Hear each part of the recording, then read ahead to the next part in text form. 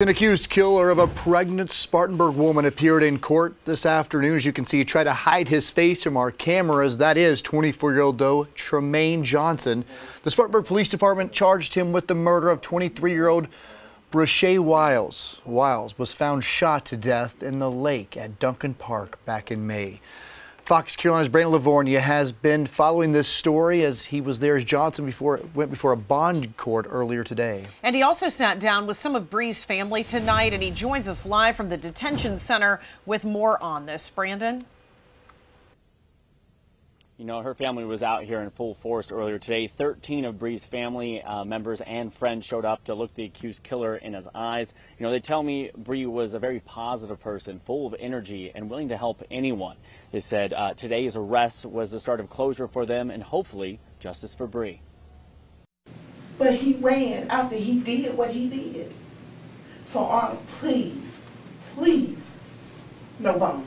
It's the request made by Shonda Foster, the stepmother of 23-year-old Bre Wiles. Her body was found near a walking trail by a pond in Duncan Park in May. She was pregnant at the time of her death. We have been trying to keep it together, but every day we do cry because we miss her a lot.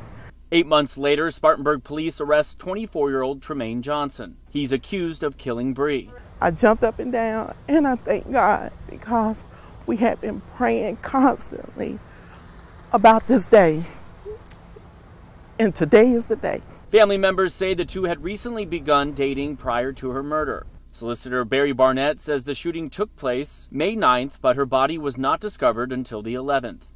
It appears that she became pregnant, wanted to keep the baby. He did not want her to keep the baby. It looks like prior to shooting her, he obtained guns from a gun from another individual. The baby would have been here either last month or getting ready to come this month. Johnson is charged with murder. Major Art Littlejohn with the Spartanburg Police Department says investigators worked nonstop since May to get Johnson in cuffs. For us, we want to make sure that if someone does commit a violent crime in our city, that we do everything that we can to make that arrest. Johnson says the family can finally begin to heal with Johnson's arrest. We can finally continue with the good memories that we had with her and not concentrate on this bad part. Now, bond was denied for Johnson, and police say he also led them on a short foot chase earlier today before he was brought in. Now, Solicitor Barnett says they're looking into the possibility of more people being involved with this incident, and as more details become available, we'll be sure to keep you notified here on air and, of course, over at foxcarolina.com. We'll be checking in the next half hour and tell you a little bit more about what the family's saying during this time. But for now, live here at the Spartanburg Detention Center, Brandon Livornia, Fox Carolina, the 10 o'clock news.